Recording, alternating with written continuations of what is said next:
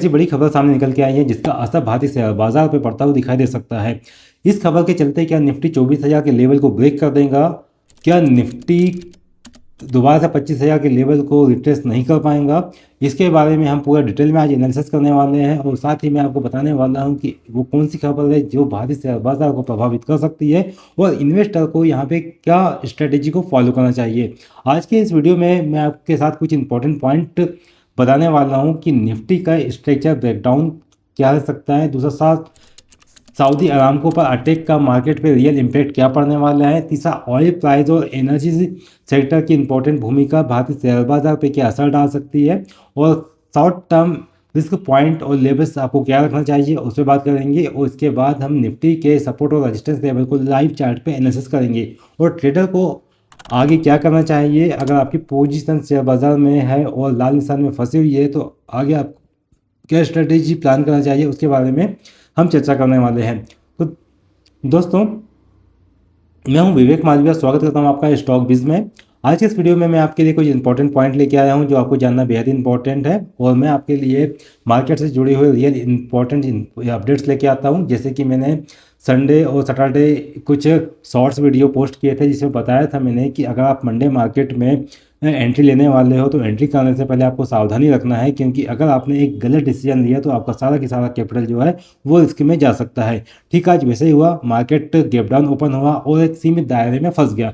मैंने डायरेक्ट बताया था कि आपको 30 मिनट का आपको वेट करना है और 30 मिनट के बाद ही आपको डिसीजन लेना है। वो मैंने आपको पूरा की पूरा शॉर्ट वीडियो में बताया था। आप मेरे वीडियो सेक्शन में जाके देख सकते हैं कि मैंने उन कौन से लेवल को आइडेंटिफाई किया था और जिन लोगों ने मेरे उस शॉर्ट्स को देखा होगा डेफिनेटली उन्होंने अपने कैपिटल को प्रोटेक्ट किया होगा।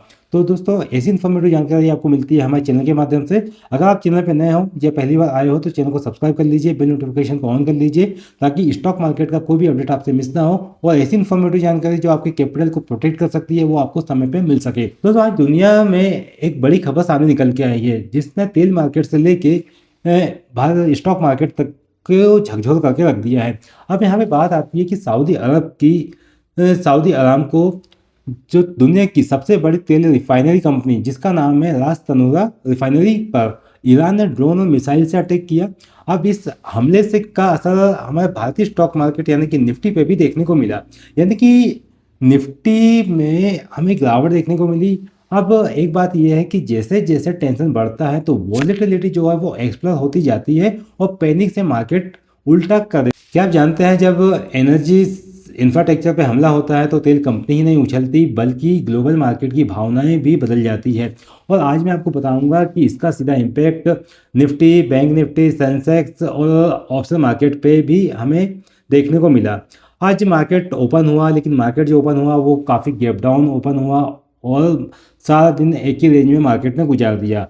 अब डाटा जो है वो आपके चार्ट पे देखने को मिला है कि मार्केट ने जो क्लोजिंग दी है वो 24,800 के लेवल के आसपास मार्केट ने क्लोजिंग दी है। अब सारे दिन मार्केट में सेलर पूरे दिन सक्रिय देखने को मिले और मार्केट पूरे दिन सेलर के फेवर में जाता हुआ नजर आया। ऑयल प्राइस पूरे दिन भर बढ़ते हुए नजर आए। जहाँ पे क्रूड ऑयल की बात आती है तो क्रूड ऑयल ने लगातार 1 या 2 सर्किट यहाँ पे 4 दिन लगातार देखने को मिले। क्रूड ऑयल भी 8% तेजी के साथ आज कामकाज करता हुआ नजर आया। अब एक बात ये आती है कि सऊदी अरामको पे अटैक क्यों बढ़ा है ये आप समझिए। तो मैं आपको बता देता हूँ कि आज ईरान ने सऊदी अरामको की सबसे बड़ी रिफाइनरी कंपनी जिसका नाम है रास तनूरा, इस पर ड्रोन और मिसाइल से अटैक किया। अब जब रिफाइनरी पर अटैक हुआ तो रिफाइनरी को आहिस्ता रूप से बंद करना पड़ा जिससे क्रूड ऑयल की सप्लाई चेन चिंता बढ़ गई। अब यहाँ से जब सप्लाई चेन जो है वो इसका हार्ट कहलाती है। अब यहाँ पे शटडाउन हुआ, जब शटडाउन हुआ तो क्रूड की कीमतें ऊपर जाते हुए नजर आई। अब जब क्रूड की कीमत ऊपर जाती है तो इक्विटी मार्केट में फियर का टेंशन बढ़ता है। अब मैं आपको बता देता हूँ यहाँ पे कि ऑयल प्राइस और इंडियन मार्केट का कनेक्शन क्या है। अब ऑयल प्राइस जब स्पाइक होती है तो पेट्रोल और डीजल महंगा होगा, जब पेट्रोल डीजल महंगा होगा तो ट्रांसपोर्ट महंगा हो जाएगा। अब जब ट्रांसपोर्ट महंगा होता है तो इसमें आप क्या समझते हो कि इन्फ्लेशन प्रेशर में आता है। ठीक है, इन्फ्लेशन प्रेशर में आएगा तो यहाँ पे आरबीआई टाइट रह सकती है और मार्केट में रिस्क अपिसेट घटता हुआ नजर आता है। और यह चेन रिएक्शन सीधे निफ्टी को कमजोर करते हुए नजर आता है, क्योंकि ये एक चेन है जो कि एक दूसरे से जुड़ी हुई है। क्रूड महंगा होगा तो सप्लाई चेन बिगड़ते हुए नजर आएंगी। अब क्रूड महंगा क्या होगा, क्योंकि जैसे कि रिफाइनरी को अस्थायी रूप से बंद हुआ है, अब ये रिफाइनरी दोबारा कब स्टार्ट होंगी इसके बारे में पता नहीं है। और क्रूड जो है, क्रूड का स्टॉक एक लिमिटेड है। अब यहाँ पे क्रूड की डिमांड बढ़ेंगी, सप्लाई कम होगी। जब डिमांड बढ़ेंगी तो क्रूड का प्राइस हाई जाएंगे। जब क्रूड का प्राइस हाई होंगे तो प्रोडक्शन तो बंद हो ही चुका है, तो ऐसे में यहाँ पे कीमतें बढ़ते हुए नजर आएंगी। जब कीमतें बढ़ेंगी तो उसका उल्टा इम्पैक्ट जो है भारतीय शेयर बाजार पे पड़ता हुआ नजर आएगा। अब मैं आपको निफ्टी के इंपॉर्टेंट सपोर्ट और रेजिस्टेंस लेवल जो है मैं आपको चार्ट पे पूरा की पूरा एनालिसिस के माध्यम से बताऊंगा। हम यहाँ पे निफ्टी के डेली चार्ट पे आ चुके हैं। आपको यहाँ पे निफ्टी का डेली चार्ट देखने को मिलेगा। इस चार्ट पे मैंने एक ट्रेंड लाइन लगाया हुआ है और आपको यहाँ पे दो हॉरिजॉन्टल लाइन देखने को मिलेंगी जो कि सपोर्ट का काम करेंगी, और ट्रेंड लाइन जो है वो इसका एक रेजिस्टेंस का काम करते हुए नजर आ रही है। अब ट्रेंड लाइन में देखते हैं तो जैसे कि यहाँ पे जब इंडिया यूएस की ट्रेड डील साइन हुई थी तब निफ्टी में हमें एक अच्छा खासा अपसाइड देखने को मिला था। उसके बाद से हमें बिकवाली का प्रेशर हावी होते हुए नजर आया और उसके हाई पॉइंट से लेके हमने ट्रेंड लाइन को ड्रॉ किया। अब फिर ट्रेंड लाइन के बाद देख सकते हैं कि आपको जब जब निफ्टी ट्रेंड लाइन के पास आते हुए नजर आया, वहीं से हमें इसके अंदर सेलिंग प्रेशर हावी होता हुआ दिखाई दिया। यहाँ पे भी वही सी स्थिति हुई और आज देखते हैं तो मार्केट के अंदर जो वॉर की खबर आई उसके चलते निफ्टी 24,660 के लेवल के आसपास खुला और निफ्टी ने जो लो बनाया था आज आप देख सकते हैं इस पॉइंट पे 24,603 का लो लगाया, और हाई की बात करें तो 24,989 यानी कि 990 ही मान लो। 24,990 तक के निफ्टी हाई लगाया और निफ्टी ने जो क्लोज किया है 24,850 के आसपास क्लोज किया। अब बात ऐसे में आती है कि निफ्टी जो इस प्रकार से एक वीकनेस दिखा रहा है, अब यहाँ निफ्टी ने जो सपोर्ट लिया है तकरीबन अगर इसे देखा जाए निफ्टी का सपोर्ट तो ये 24,500 का आप मान सकते हैं, यानी कि इसका लो पॉइंट देख लेते हैं 24,600 का। अब मैंने पिछले शॉर्ट में ये भी बताया था कि निफ्टी में आपको 24,800 24,750 का एक स्ट्रॉन्ग सपोर्ट जोन यहाँ पे काम करता हुआ नजर आने वाला है, और साथ ही 24,500 का एक स्ट्रॉन्ग सपोर्ट रहने वाला है। अगर 24,500 का सपोर्ट ब्रेक होता है तो निफ्टी के अंदर हमें पैनिक सेलिंग देखने को मिल सकती है। लेकिन आज देखने में आया कि निफ्टी ने 24,500 के लेवल तक के नहीं पहुंच पाया, वहीं से निफ्टी जो है वो रिकवर करते हुए नजर आया। लेकिन निफ्टी ने जो रिकवरी दिखाई है वो भी 24,860 के आसपास देखने में मिली है। लेकिन जैसे ही अभी यहाँ पे एक खबर आ रही है कि सऊदी अरामको की कंपनी जो रास तनूरा पे अटैक हुआ है, ड्रोन और मिसाइल से अटैक हुआ है, अब इसका इम्पैक्ट मार्केट में क्या देखने को मिलेगा। अगर क्रूड के भाव ऊपर जाते हैं तो वापस से मार्केट हमें वीक देखने को मिलेगा। फिलहाल मार्केट में ये सपोर्ट बना हुआ है। आज का लो पॉइंट अगर देख लेते हैं 24,600 का, तो 24,600 के नीचे एक लेवल आता है जो कि 24,500 का है। तो 24,500 तक का लेवल निफ्टी के लिए इंपॉर्टेंट रहने वाला है। अगर 24,500 का निफ्टी लेवल होल्ड करते हैं तो वापस से हमें एक अपसाइड का मूव देखने को मिल सकता है। लेकिन अगर मान लो कि 24,500 के नीचे 24,400 तक का लेवल भी है वो डाउन होता है तो मार्केट में हमें बिग वाली का प्रेशर जो है वो हावी होता हुआ नजर आ सकता है। जैसे कि अभी निफ्टी में यहाँ पे एक प्रेशर का साइन भी देखने को मिलेगा। वहीं पे एमएससीडी में भी देखते हैं तो आपको निगेटिव क्रॉस हुआ देखने को मिल रहा है। वहीं पे आरएसआई जो है वो 35 के नीचे ओवरसोल्ड जोन में जाता हुआ दिखाई दे रहा है, तो ये एक चिंता का विषय भी बनता हुआ नजर आ रहा है।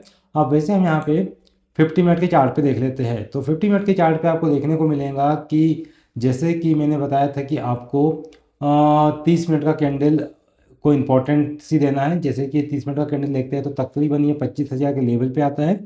तो निफ्टी ने 25,000 के लेवल को ना ही ऊपर के लेवल को पार करने की कोशिश की और ना ही आप देख सकते हैं कि 30 मिनट का कैंडल में आप यहाँ देखेंगे तो इस लेवल को भी ब्रेक करने की कोशिश नहीं की। मतलब कि एक मिड रेंज में ही निफ्टी सारे दिन काम करता हुआ नजर आया।